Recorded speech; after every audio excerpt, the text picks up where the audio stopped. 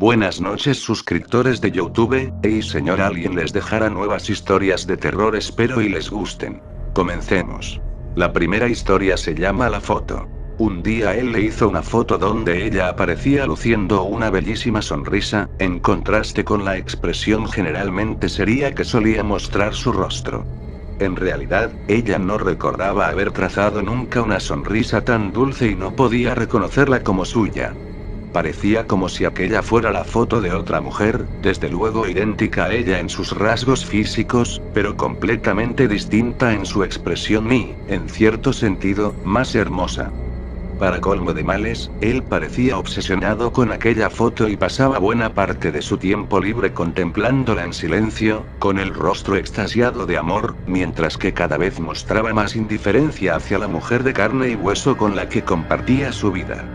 Finalmente, ella acabó sintiendo celos de la mujer que aparecía sonriendo en la foto, una mujer que en teoría era ella misma, pero que, misteriosamente, tenía la sonrisa de otra persona. Y, de algún modo ajeno a la lógica y a las leyes de la naturaleza, aquella mujer fantasmal que compartía sus rasgos pero no su espíritu estaba consiguiendo robarle el corazón del hombre al que amaba.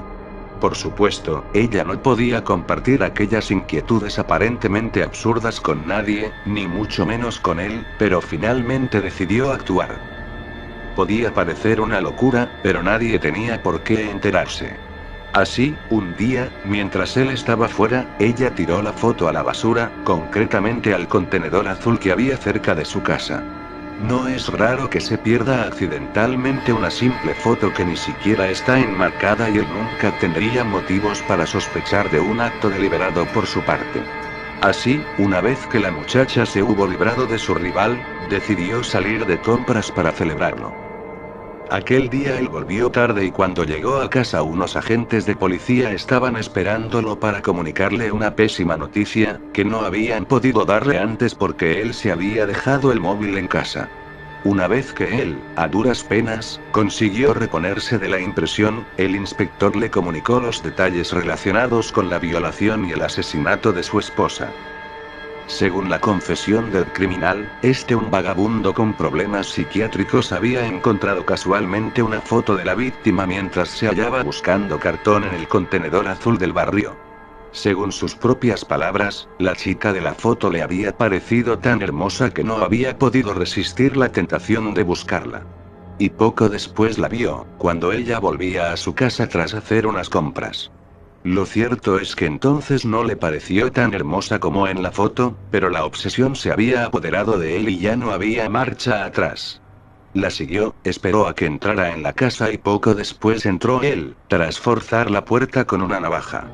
Una vez cometido el crimen, su estado de enajenación mental lo llevó a abandonar la casa con la ropa ensangrentada, lo cual motivó que no tardara en ser arrestado por unos agentes municipales.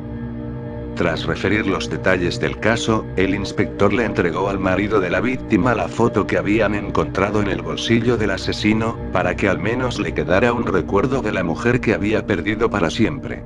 Una vez que él tuvo la foto en su poder, le echó una ojeada y se quedó sorprendido, porque de pronto le pareció que aquella ya no era la misma sonrisa dulce que él también conocía, sino la sonrisa siniestra de quien ve realizada su venganza.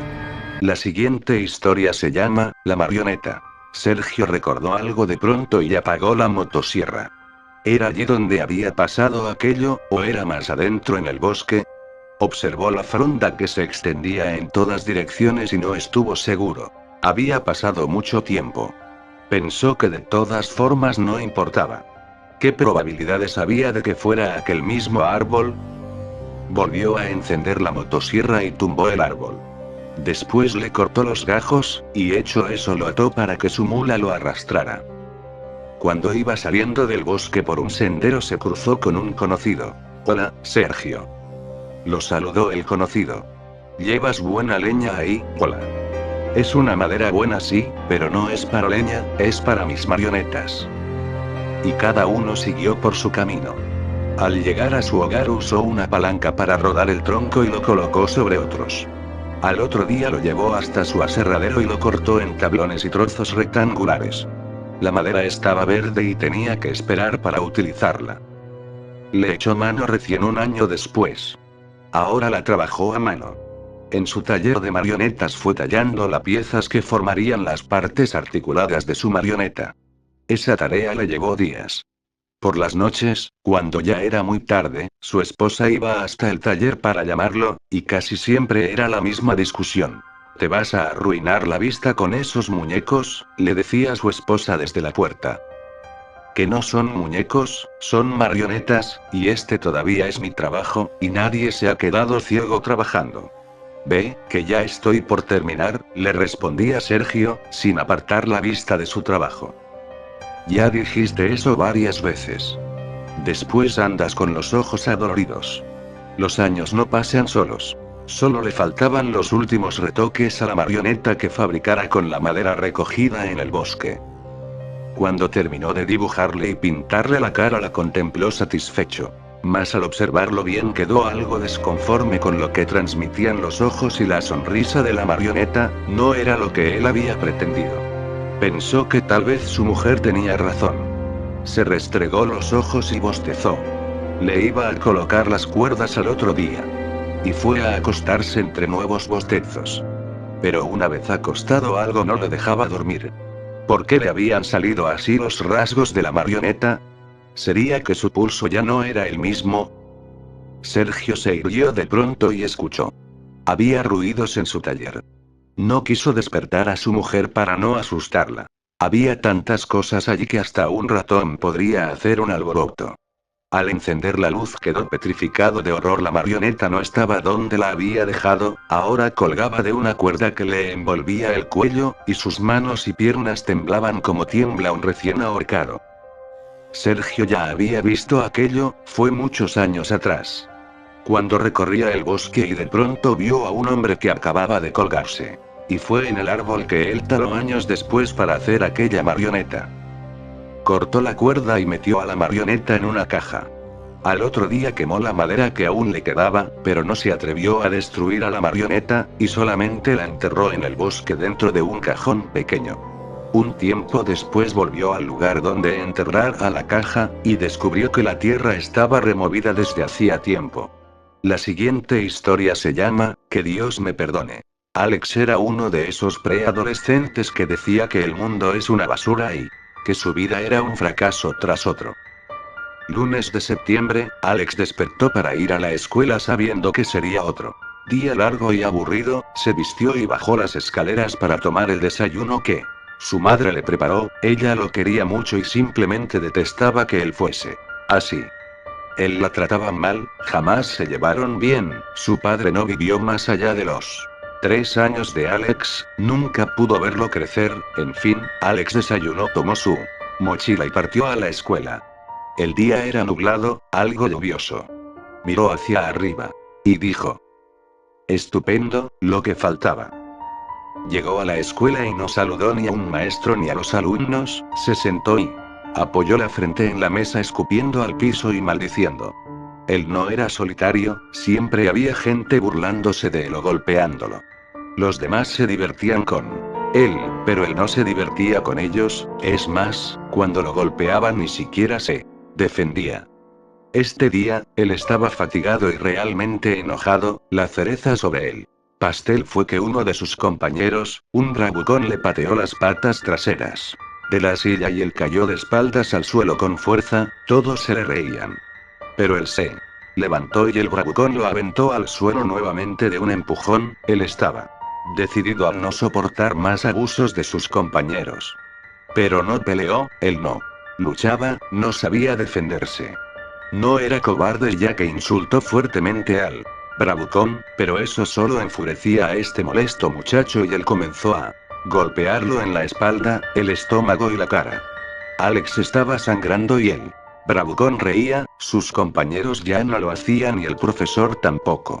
Sino que él intentó separarlos y lo hizo. Alex fue enviado a la dirección a castigo. El bravucón se salió con la suya. Alex, otra vez aquí. Yo no hice nada. No me trago tus mentiras, llamaré a tu madre. Llámala, no me importa. Eres un maleducado. Mataré a ese bastardo. Cállate por favor.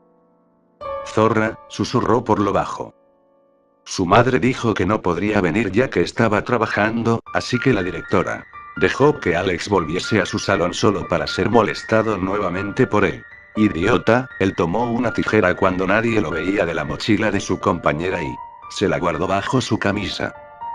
Al finalizar la clase, Alex siguió al bravucón y al estar alejados de la escuela, golpeó su nuca con la palma de la mano y corrió lo más rápido y lejos que pudo. El bravucón obviamente lo siguió sin descanso. Alex corrió hasta una vieja granja en ruinas, llovía a cántaros y el bravucón buscaba a Alex por todos lados. Hasta que él frenó, se quedó inmóvil mirando las hierbas, a ver si Alex estaba escondido ahí. Pero Alex estaba sobre él, sacó la tijera de su camisa y se preparó.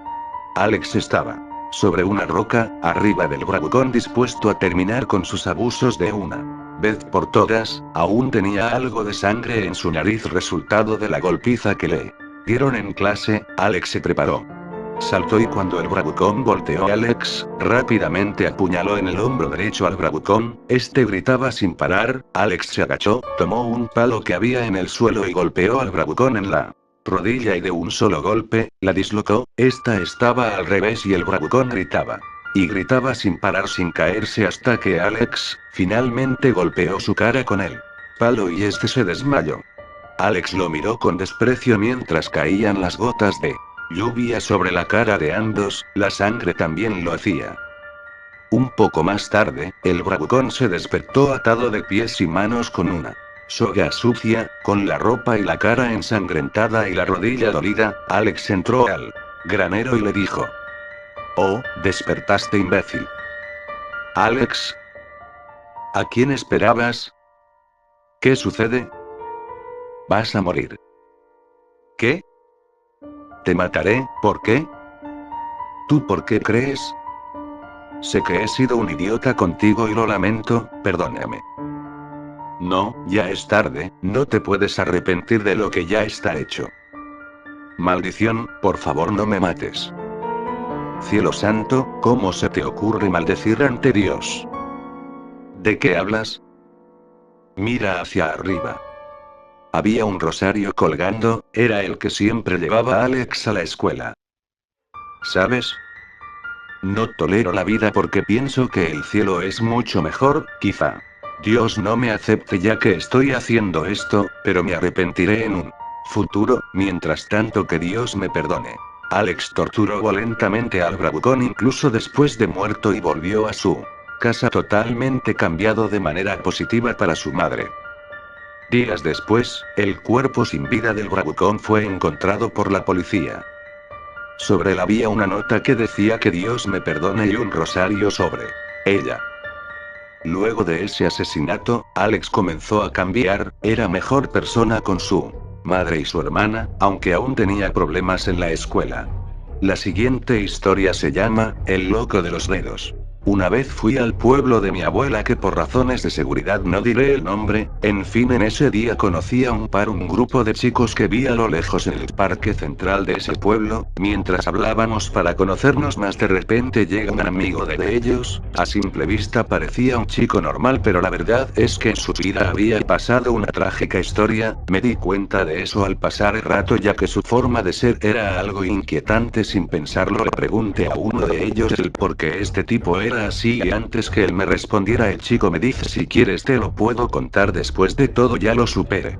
Yo quedé pensando y me pregunté a mí mismo: debe haber pasado por un trauma o algo para decir tal cosa. En fin, comenzó a contarnos que cuando él solo tenía 4 años vivía en un campo a las afueras del pueblo. Él vivía con su familia que constaba de 2 hermanos más aparte de él y sus padres. Siempre se rumoraba que en esos campos siempre mataban ganado sin ninguna explicación, pero lo más extraño de todo era que a todos los cadáveres siempre les faltaban los dedos. Con decirme esa parte ya comencé comencé a darme cuenta hacia dónde se dirigía la historia, pero me atreví a seguir escuchándolo. Siguió contando que una noche estaban cenando en familia como lo era habitualmente cuando de pronto escucharon a su perro llorar de tal manera que se alarmaron al instante. Su padre, para transmitir seguridad a su familia, salió con su escopeta para ver qué era lo que causaba el llanto del perro, pero lo único que pilló fue el cadáver de él, y adivinen, sin sus dedos la madre y los hermanos de él se largaron a llorar, ya que el perro llevaba con ellos bastante tiempo, ya era prácticamente un miembro más de la familia. Su papá, enfurecido, les dice que irá de buscar al responsable de ello y que iría en ese mismo instante. Pasaron aproximadamente 3 horas y su padre nunca volvió, lo que causó mucha preocupación en la familia esa noche, así que la mamá lo único que se le ocurrió fue llamar a la policía y esperar a que lleguen ahí. Como es de costumbre, los carabineros se demoraron una eternidad hasta que llegaron a ellos. La mamá les dijo lo que pasó y los policías le dijeron que lo buscarían en un área alrededor de la zona. La mamá estaba tan preocupada que le dijo a la hermana mayor, que tenía 17 años, que cuidara a sus hermanos y que ella ayudaría en la búsqueda de su padre. Pasaron varias horas cuando de repente escuchan sonidos en el granero. La hermana mayor se asusta mucho al oír eso, pero de repente el hermano de en medio, que tenía 10 años, sale corriendo y gritando: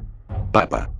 Papá», mientras que la hermana iba detrás de él dejándolo completamente solo a él. Dijo que lo único que recuerda después de ello fueron los gritos de sus hermanos, gritos de desesperación y dolor. Cuando pararon de gritar, vio que en la puerta se asoma un tipo vestido de plomo, calvo y con un sombrero de cuero, que lo queda mirando fijamente. Al momento que este extraño se decide a entrar, la policía llega y él se escabulle velozmente entre el pastizal. Los policías entran y dicen por el transmisor que 2 hombres habían desaparecido junto con la esposa del hombre perdido, mientras que el compañero del policía le grita y le dice que encuentra 2 cuerpos en el granero sin los dedos de sus manos y pies. A los días siguientes encuentran a los demás desaparecidos con lo mismo, sin sus dedos de pies y manos. Después de contar tal historia, el tipo se quedó callado por un rato y sin pensarlo me levanté a pedirle disculpas por hacerle recordar tal pesadilla, a lo que él me responde: «No te preocupes, ya lo superé». La siguiente historia se llama Al interior del granero. La tarde de lunes en que Astrid vivió el suceso más inusitado de su vida, era el día de la semana en que su padre y su hermano salían de cacería. Por ese motivo, al mediodía, en el hogar de campo abierto a los 4 vientos, almorzó sola. Astrid, de 16 años, no podía disimular que le hacía falta la compañía acostumbrada, pero no lo tomaba demasiado en cuenta. «Mi familia y sus tontos hábitos», suspiraba. Tras comer, Astrid permaneció en la mesa, mientras el sosegado aire acariciaba sus brazos. Bebió su zumo de naranja, mirando a través de la ventana al horizonte, donde el sol era un disco brillante. Desde la sala podía oír el tic-tac del reloj que recorría las habitaciones, y la invadía el deseo de tenderse a reposar. De pronto sintió un ladrido de su perro, Clarín. Esa tarde esperaba una visita. Llamaron a la puerta, y al abrir comprobó su presentimiento. Roger, un amigo, la saludó. Escondía torpemente algo en las manos. «Astrid, te traigo tu regalo de cumpleaños atrasado. El 14 de diciembre no pude hacerlo, estuve algo ocupado. No importa». A Roger se le iluminó el rostro al quitarle la cobertura al regalo. «Te traje peyote», dijo con un ligero tono de asombro. Astrid no pudo evitar su sorpresa y se dio unos segundos para contemplar el regalo. Aquella planta alucinógena era empleada por los indígenas americanos en sus rituales y la consideraban como el vínculo con sus dioses. Astrid se lo había pedido un par de veces a Roger, por curiosidad, pero su amigo tardó hasta entonces en traérselo. «¿Dónde lo conseguiste?», preguntó un poco alarmada. «Te conté que tengo un huerto en casa». «Bueno», dijo, convencida, llevando la vista al horizonte. Por la posición del sol coligió que eran las 4 de la tarde. «Gracias por el regalo», añadió. «Tengo que hacer unas cosas». Antes de retirarse, Roger le advirtió: «Si vas a consumir el peyote, te recomiendo que no lo comas entero, porque tendrás alucinaciones poderosas». «Lo tendré bajo control», respondió ella, asomada por la puerta, con una sonrisa. Roger, confiado en su palabra, se retiró, acompañado por Clarín hasta el portón de madera. Astrid, viéndolo ya lejos, cerró la puerta del hogar. El atardecer llenaba la casa con su luz. No había rastro de sus familiares, algunas veces llegaban al anochecer, con un sartal de conejos que cocinaban al fuego en el patio. Pero siempre volvían cuando la tarde decaía, cuando los colores oscuros reinaban en el horizonte. Con mezcla de tristeza y rabia, Astrid se alejó de la ventana y apretó el peyote en su mano. Luego lo miró con atención, sintiendo que el tiempo se congelaba alrededor. Esto será mi salvación, dijo. ¿Salvación contra qué? Quizá contra la desolación que la rodeaba, contra esas horas muertas, pensó. Enojada, dando firmes pasos, salió, dejando su hogar completamente abierto. No le preocupaba, ya que nadie vivía en kilómetros a la redonda. Se dirigió a un lugar apartado, pues, aunque no rondaba un alma por el perímetro, quería cerciorarse de estar sola, y se sentó entre los matorrales, de espaldas al sol, que iluminaba el contorno de su cuerpo otorgándole una refulgencia. Sentía un poco de frío, una brisa recorría sus brazos y se paseaba por su busto. Sacó el peyote mientras el susurro del cielo anunciaba la tarde. El ocaso efímero iba desapareciendo. Astrid suspiró para relajarse, y le dio una mordida. ¡Qué asco!, se dijo, al sentir amargura en su lengua, pero se contuvo de escupir. Miró compasiva a la planta, como pidiéndole perdón.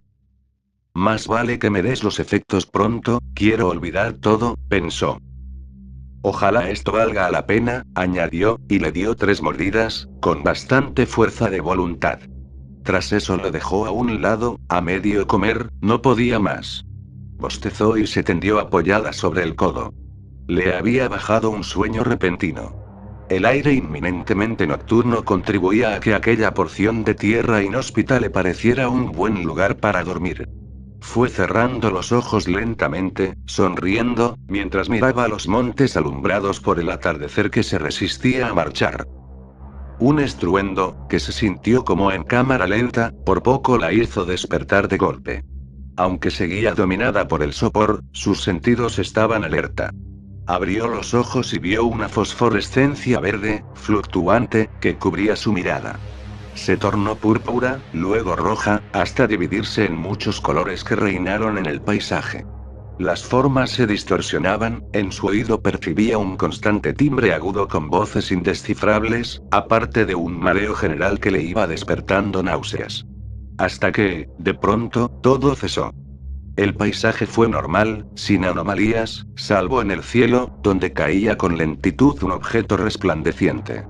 Ante la extrañeza de Astrid, tenía un temblor irregular, además parecía superpuesto en el firmamento, como si no pareciera realmente estar ahí. Sin quitar la vista un instante, lo vio colisionar contra la tierra. Comprendió el estruendo del principio había sido el despegue. Ahora el objeto volvía al suelo atraído por la fuerza gravitatoria. Era un cohete, de gran tamaño, aunque no colosal como uno real, este era de unos 3 metros. Tras quedar deshecho, humeante, calcinado en la parte superior, desde sus entrañas emergió un hombre de blanco, un astronauta, que se movió con pausado ritmo. El último rayo de sol reverberó intensamente en el visor de su casco. En su hombro no figuraba bandera alguna. Astrid quiso hablar, pero no le salió la voz.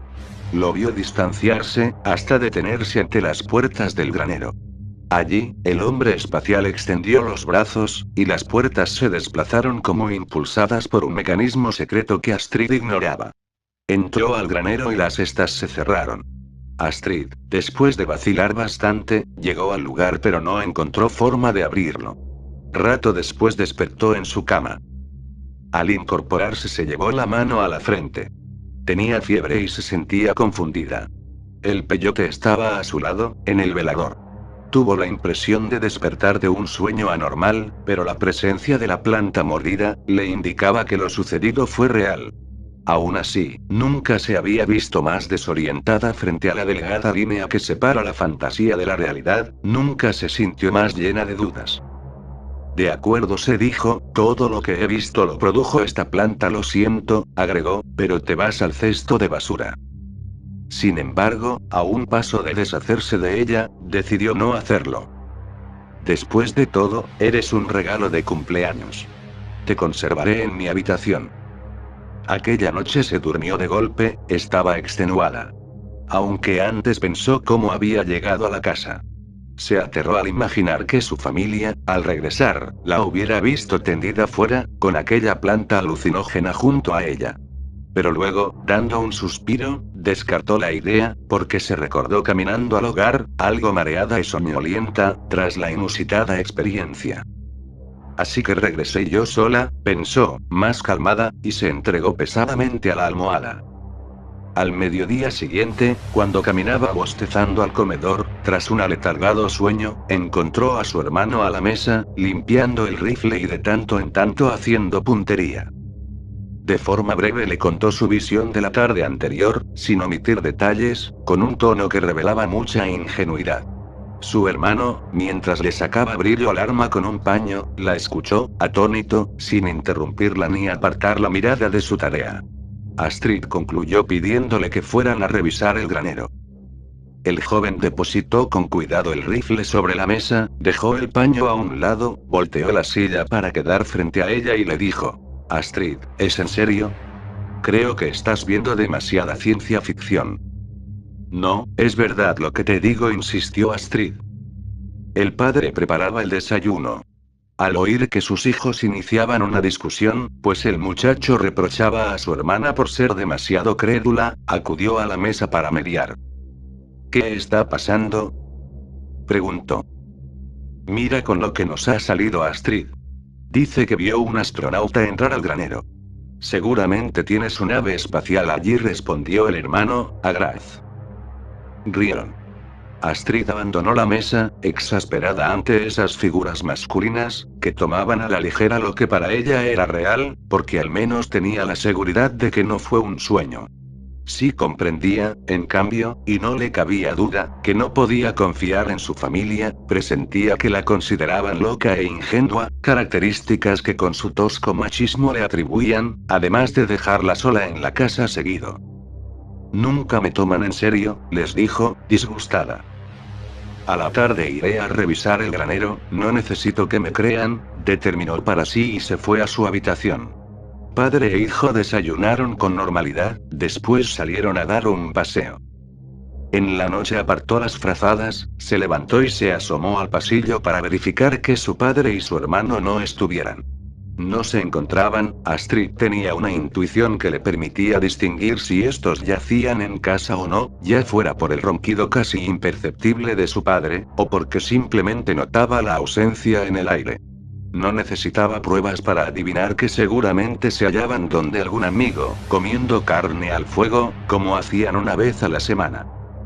Al salir de casa, Clarín, que dormía cerca, la asustó con un ladrido.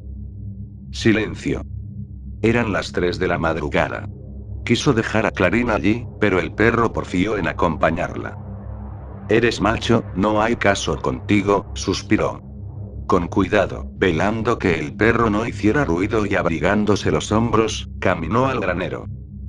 Se aproximó con sigilo por el lado del granero, tensa, como si hiciera algo prohibido, y además con la constante sensación de que el granero estaba ocupado. A medida que avanzaba a las puertas, Clarín, en un rincón del granero, marcó territorio. El golpeteo del líquido dorado contra la madera la alertó. Otra vez debió reprender a su perro. Deja de jadear tanto, tonto, pero era imposible que Clarín la obedeciera. Pronto, un silbido a lo lejos lo hizo levantar las orejas y salir disparado en su dirección. Astrid lo reconoció, su padre silbaba así, venían llegando. Agitada, decidió no irse sin hallar una evidencia de que en el granero se refugiaba un hombre espacial, de que la experiencia de la otra tarde no había sido un fraude. Una gota de nerviosismo cayó por su sien. Vamos a ver, titubeó. Advirtió que las puertas, pese a no estar con candado, no había manera de abrirlas. Herméticamente cerradas, era como si una fuerza extraña les impidiera separarse.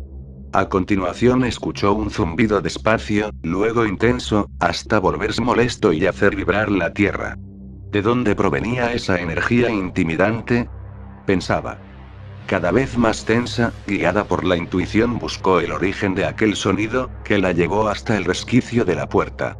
Al mirar a través, se encontró una luz celeste, destellante, a medida que el zumbido crecía. Espantada por lo desconocido, pero con un disimulado entusiasmo, tras probarse a sí misma que no había delirado, no supo cómo reaccionar. Allí debía estar la nave espacial, el astronauta la necesitaba para irse. Ahora no me volverán a decir loca, dijo, satisfecha. A la cercanía oyó voces conocidas, acompañadas por el ligero trote de Clarín. Habían vuelto. Astrid entró a su hogar por la puerta trasera y se fingió dormida en su cama. Pero no fue necesario preocuparse. Su padre venía borracho y los dos hombres se durmieron al instante, mientras que ella pasó la noche en vigilia, pensando en lo que había visto. Al otro día le dio tantas vueltas al asunto, que no pudo quitárselo de la cabeza hasta volver. Quizá podía acontecer que en un descuido, el astronauta dejara abiertas las puertas del granero y ella pudiera ver su nave. Quizá ya había llegado la hora de su despegue. ¿Realmente había un astronauta refugiado en el granero? ¿Podía algo así suceder en la realidad? Eran las 4, el sol estaba fuerte pero pronto decaería, a Astrid se le reflejaba el cansancio en la iris de sus ojos. Se detuvo a unos metros del granero. Las puertas estaban abiertas. Vio la silueta del astronauta, y tras él, un objeto gigante, con luces coloridas, se preparaba a abordar. Se quedó paralizada mientras lo vio subir la escalera. Escuchó un remoto ladrido de Clarín. El brazo del hombre le hizo adiós y cerró la puerta, el fuego del despegue tornó borroso el aire y la gran nave se elevó. Astrid sintió que el miedo hacía un nido en su pecho. Miró su mano y vio el peyote. Varios mordiscos lo habían consumido casi por completo. La siguiente historia se llama, Tesoro del Río. Me llamo José Herrera, tengo 13 años y soy de México. Hace un año aproximadamente encontré un cadáver. Eso me ha perseguido durante todo este tiempo, ha arruinado mi niñez y me ha dejado un trauma muy profundo. Fue durante un viaje de excursión de la escuela, íbamos hacia un río cuyo nombre no recuerdo, pero sí recuerdo lo que vi allí. Mariano, mi amigo, y yo, queríamos darnos un chapuzón ya que hacía calor, mucha calor. Estábamos a casi 40 grados, la profesora no nos dejaba pero él y yo estábamos decididos a hacerlo. Cuando el grupo estaba recorriendo el bosque, nosotros nos alejamos. Ellos ya habían llegado a una cabaña que había después del bosque. Mariano y yo, estábamos algo perdidos, ya que no recordábamos el camino para volver al río. Entonces nos cruzamos con un guardabosques y le preguntamos hacia dónde era el camino. Nos dijo que no fuéramos hacia el río, ya que dicen que hay cocodrilos en él. Pero yo no me creo el cuento, ahora comprendo que el guardabosques nos mintió para proteger nuestra inocencia, ya que había algo peor en el río. Imagínense que un ataque de cocodrilo es algo aterrador. Imagínense si una tarde calurosa, se dieran un chapuzón al río, llegaran hasta el fondo, tocaran la arena del fondo con los pies. Pues ahí, en lugar de arena, yo había aterrizado sobre un cadáver algo podrido, hablar de eso aún me pone la piel de gallina. Al llegar a el río, Mariano dijo que yo me tirara primero ya que estaba profundo y él no sabía nadar tanto, yo hice 2 años en natación. En fin, acepté y trepé a una roca que había allí cerca y entonces salté desde allí hasta el agua, se sintió genial cuando el agua fría terminaba con el calor que llevaba encima. En lugar de sudor ahora estaba empapado con agua. Pero llegué hasta el fondo del río, caí con mucha suavidad y toqué los pies con algo como huesos, no quería pero abrí los ojos debajo del agua y algo saltó hacia mi cara, lo tomé por los hombros y comencé a gritar, perdiendo el aire al ver el rostro horrible del cadáver, gritaba, lloraba y pataleaba para salir del agua. Mi amigo me tomó por los brazos y en cuestión de segundos aparecieron 3 guardabosques que me socorrieron al instante, les conté lo que había pasado y sacaron al cadáver del agua 1 hora después. La víctima fue identificada como Rodrigo H. Sánchez, fue un soplón de la policía, sin embargo nadie me dio muchos detalles, solo que estaban 100% seguros de que fue un homicidio, tenía una pesada roca atada a su pierna y 2 balazos en la espalda que le atravesaron por todo el pecho y salieron por el frente. Eso escuché de los policías que hablaban junto a mi madre. Me suspendieron en la escuela por separarme del grupo y también a Mariano. Sin embargo, jamás olvidaré la expresión de ese hombre. Ningún psiquiatra podrá ayudarme a recuperar mi niñez, haga lo que haga, nunca volveré a nadar en un río, jamás. La última historia que les traigo se llama, Mi amigo. Chris y yo somos amigos hace algunos años. Al salir de la escuela caminábamos juntos hasta la casa del otro. En la escuela un grupo de amigos lo molestaban y yo les decía que lo dejaran en paz. Siempre terminaban por golpearnos a los dos. Pasé el verano sin ver a Chris. Este año empezó de una forma muy rara.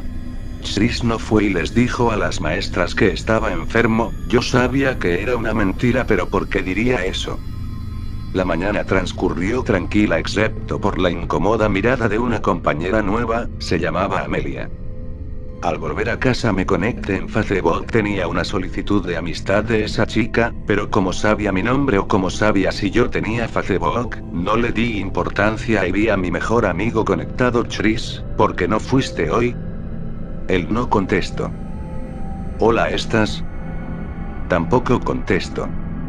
Fui a cenar, mi padre encendió la tele y vi un reportaje de un asesinato en esta ciudad. En ese momento no le di importancia, pero luego escuché el apellido Jeffrey y me paralicé. Ese es el apellido de Chris. Le dije a mi padre. No debe ser Chris, tranquilo. Debería llamarlo. Espere a que contestara. Cuando llegó al quinto B, pensé en cortar, pero una voz gruesa y ansiosa me contestó. ¿Sí? ¿Quién es? Hola, soy Alan. ¿Estaría Chris? Él ya no existe. Esas palabras me helaron la sangre. No sabía qué decir. Estaba quieto con el teléfono ya en el piso. Lo levanté y seguí. ¿No sabe dónde está o cuándo podría verlo? Él ya no está con nosotros. ¿Cómo? ¿Qué le pasó? ¿Dónde está? ¿Quién es usted? Si en serio quieres verlo, ve al callejón de la esquina de la pizzería Marco S a las 8:00 mañana. Ve solo. No sabía qué hacer. ¿Y si esa persona era su asesino? A la mañana siguiente en la escuela la maestra pasó lista como siempre y dijo Chris. Yo contesté ausente, pero Amelia se paró y dijo desapareció. La maestra también se paró y dijo. ¿Cómo que desapareció? Sí, la policía está en ese caso. Yo me ericé. ¿Cómo sabía eso si nunca lo vio ni lo conocía? Mis amigos tampoco sabían nada de él. Me decidí, voy a ir al callejón a hablar con ese tipo. No me importa que me mate, solo quiero ver a Chris. Le dije a mis padres que iba a la casa de unos amigos a estudiar. Cuando llegué no podía creerlo, ahí estaba Chris. Chris, hola, soy yo, Alan. ¿Qué te pasó? ¿Dónde estabas? Hubo un silencio y después unas risas apagadas. Chris, ¿qué te pasa? Chris ya no existe. Chris sacó un cuchillo que iba directo a mi garganta y de atrás de mí apareció Amelia para frenarlo. Yo escapé de ahí asustado, llamé a la policía, dijeron que cuando llegaron no había nadie. Les mostré una foto de Chris y me contaron que hace unos meses un asesino casi igual a él había estado asesinando sin control. Si ven a Chris, háganmelo saber, la policía está en el caso. Muchas gracias por ver el vídeo, y antes de despedirme quiero enviarle un saludo a Jazz, Kosgaya y un abrazo. Buenas noches, nos vemos en el próximo vídeo.